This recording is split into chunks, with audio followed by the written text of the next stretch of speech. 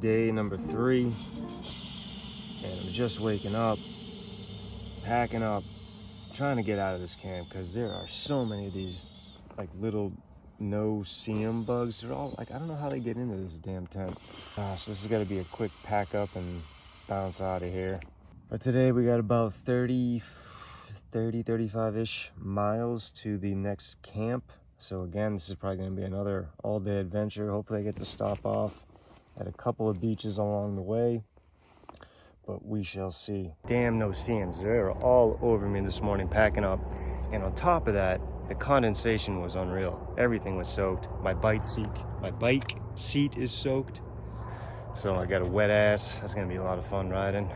But it should dry up quick. Sun's coming up. Since the tent is wet and a few other things, I think my pack should dry out, but I definitely need to stop, dry out my tent because that's soaked. Probably dry out a towel or two. But the goal today is to get to Pennekamp campground, which is over 30 miles, I think 33.7. So that again will probably take me all day. I'm hoping to make a few stops along the way. I saw a breakfast joint / coffee shop. I saw a nice little park / beach.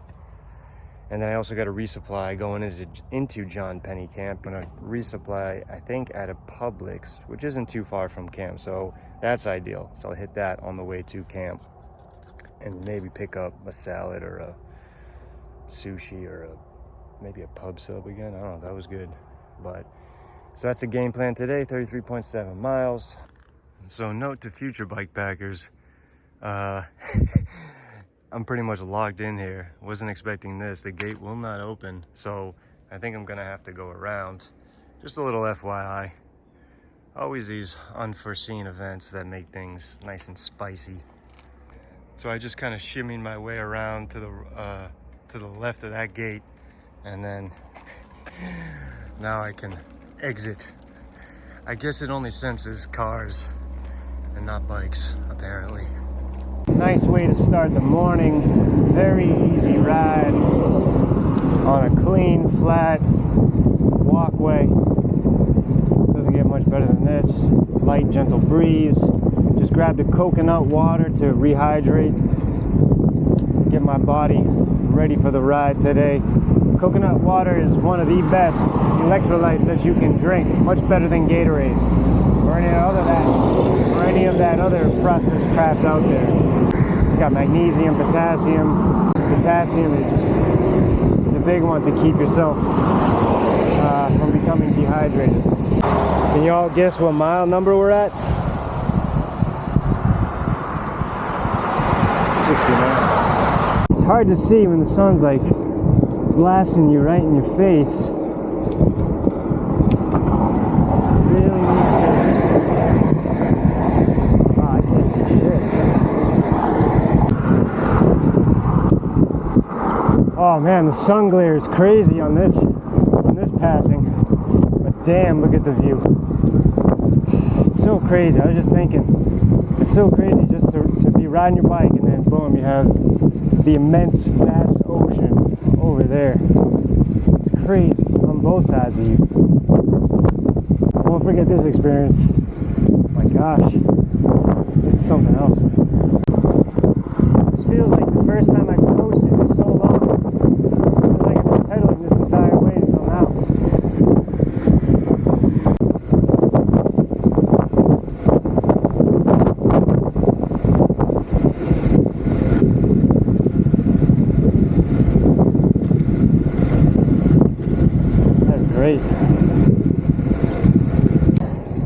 So I had to cross back over to the right side again because that walkway, like the actual path, is flooded. I don't know if you can see it.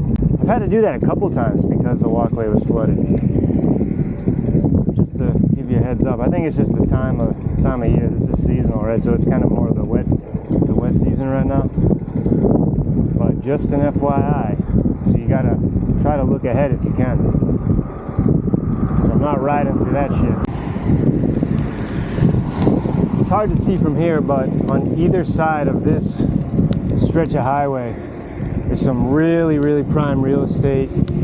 Like, these houses are right on the beach, right on the water. Multi-million-dollar houses here. I really like this stretch. I really like this stretch of trail. The upper Matacumbe, or lower Matacumbe area, or Matacumbe, I don't know how you pronounce it.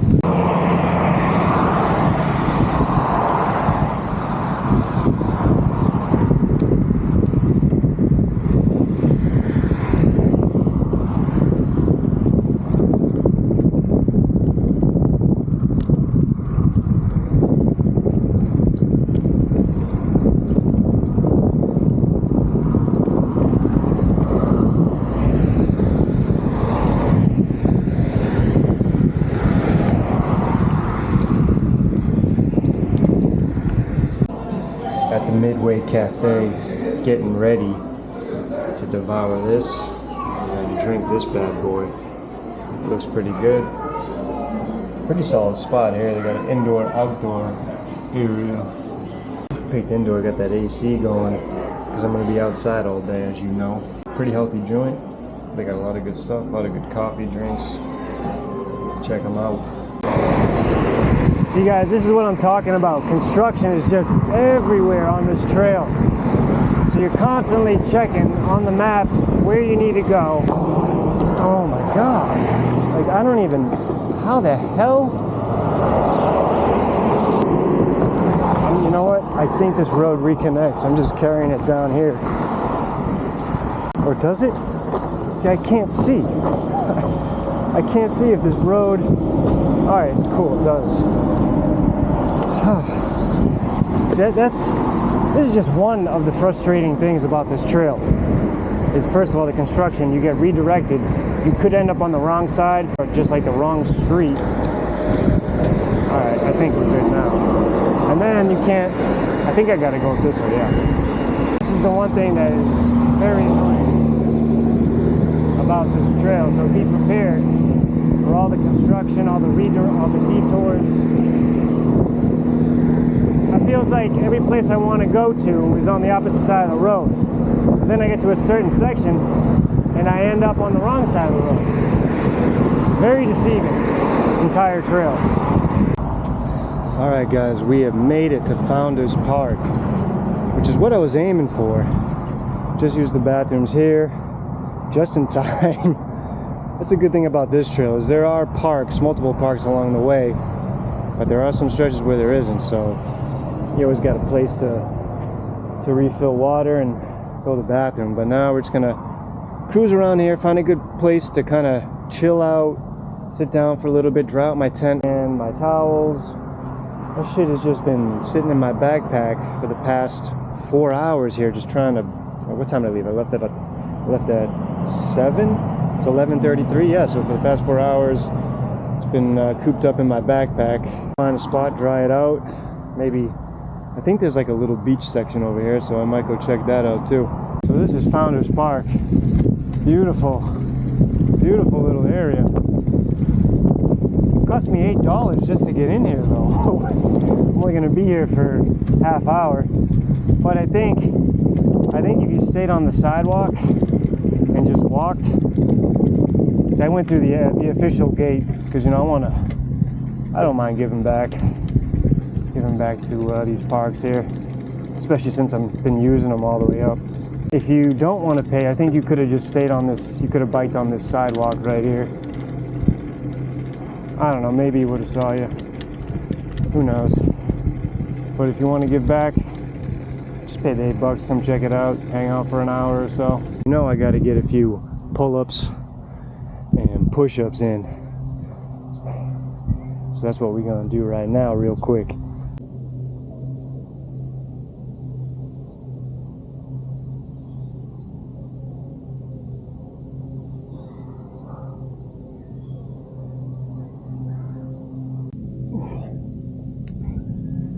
Alright people, we made it to the beach. A little discombobulated at first, but we got some clothes drying over here. I got my tent out drying over here, and then I'm gonna flip it over, dry the internal. My clothes over here drying, and then I'm gonna go jump in there.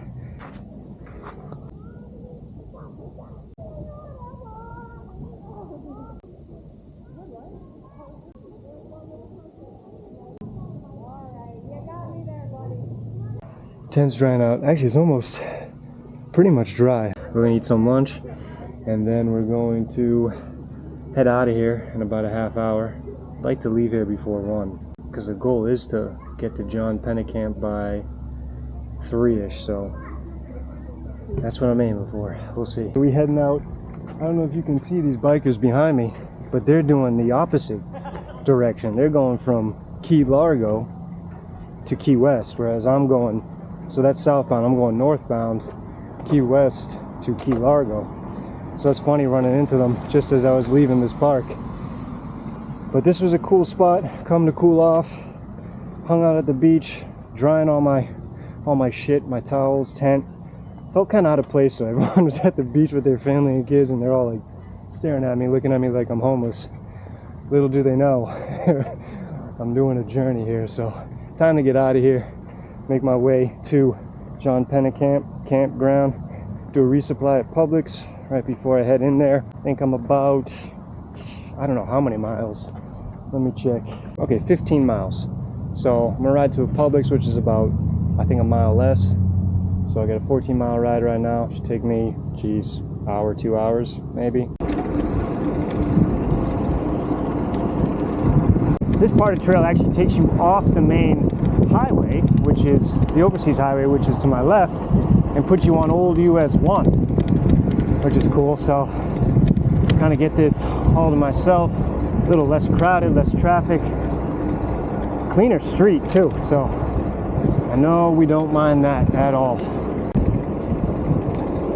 So I'll be on the old US 1 for another 2.5 miles until the Tavernier Creek Bridge, which is where I'll meet back up with the overseas highway, which is running parallel to my left, traveling northbound. At the Creekside Inn, this is when you get back onto US 1. There's a little bike path right here, actually, so we're just gonna sneak on up this, because if you keep going, it turns into a dead end, so you gotta take a little left right here, right after the Creekside Inn, pop right up this, and then we back on US 1. Okay, this looks like it's part of the bridge passing, so we'll stay over here. They're pretty tight, so I don't think 2 bikes could get through here. Amazing view.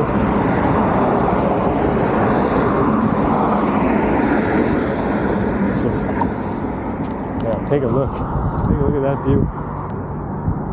Really nice. So that group back there of bikers at Founders Park that I pointed out, they're actually riding for a cause. They're riding for a charity, which is pretty cool. So I think they're actually doing 128 miles, but they're paddling. They're also doing kayaking and biking. It's supported, so there's a crew that goes along with them, passes them their kayaks when it's time to do that portion, and then they hold on to the bikes, and then vice versa when it's time to ride. I thought that was pretty cool. There's a group of like 30 of them. Pretty inspiring. Kind of gives me the chills thinking about it. But I think that's my inspiration for today here. That kind of uplifted me, because I was feeling a little tired, and I saw them come in and chatted with them. So it's pretty cool meeting those people. Definitely kept me motivated to keep going today. Some unexpected inspirational trail magic there, to say the least. It kind of got me thinking, I think I'm going to dedicate this portion of the ride to a few late family members. Michael Grider, Carol Lanigan, Peggy Seibert. So that's my cousin Michael, Auntie Carol, and Auntie Peggy. This is for you guys. Okay, when you get here, you actually have to cross over to the median and not continue down this road, so you got to be very careful. Taking a quick look. All right. Guys, we made it. We've ridden over 100 miles doing our final resupply for this trip. This is crazy.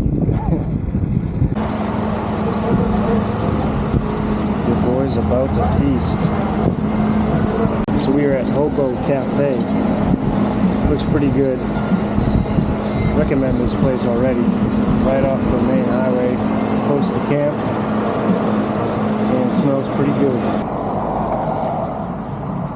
So this is the spot, Hobo's. Really, really cool. They got a nice little back patio there. It's a beer and wine establishment, so of course, I got a nice little glass of red with this chicken encrusted sandwich and some veggies. So that was a solid meal before I head into camp. I think that should hold me over for the night. If not, I got a few little tuna packs left.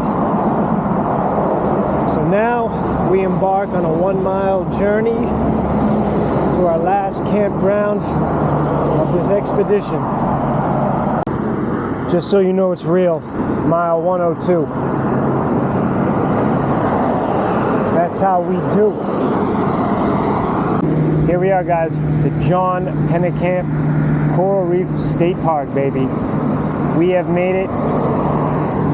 That was a quick mile, actually. All right, we are at site 29. I'm all the way, I have to go all the way down here, over there. Just a little bit more riding. Why not?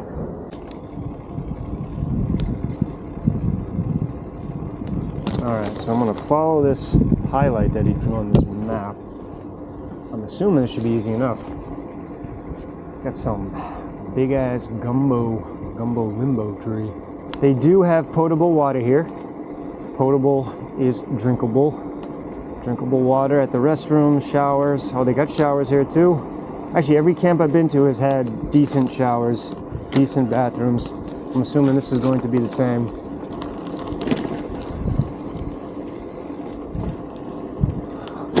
Oh, jeez.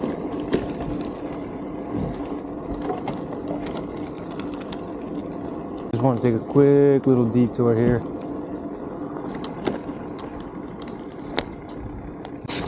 Oh, they got a beach here. No, this is nice.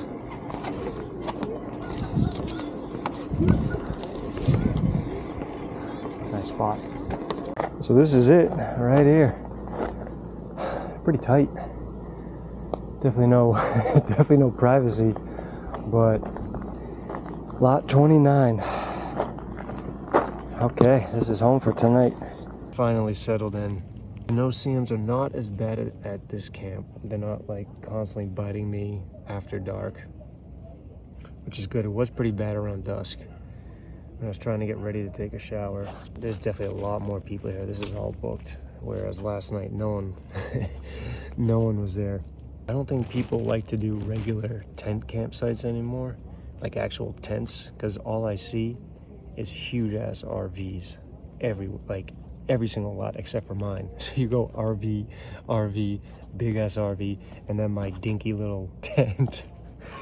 Oh my god, and my bike. Camping again on gravel. Actually, I don't know why, but like I feel like the little pebble stones, like little pebble stone gravel, feels better than the fine hard sand I was on last night. Still no sleeping pad.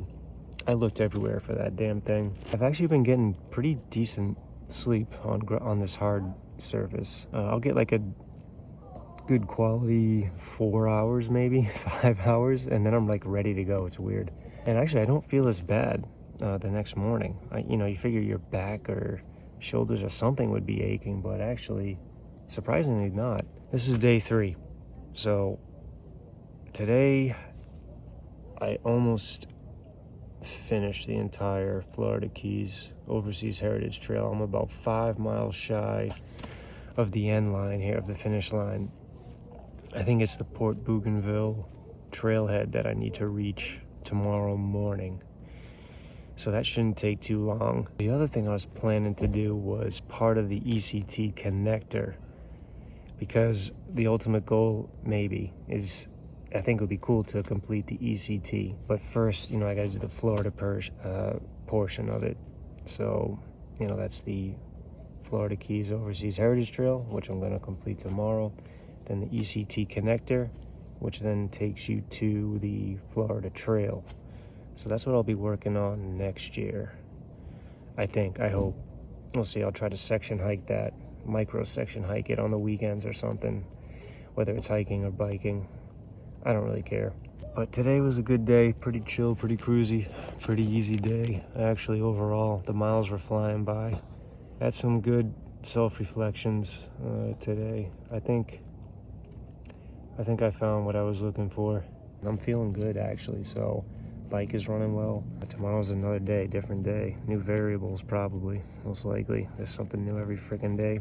Just racing against time, especially when you do it in November when there's limited daylight, because you're racing to get all those miles in while there's sunlight, because you don't want to do this at night. And then you're running into these campgrounds trying to set up your stuff, trying to pitch your tent in time, because you don't want to do this in the dark. It's such a pain. Love you, Cousin Michael. Love you, Auntie Peggy. Love you, Auntie Carol. Have a good night.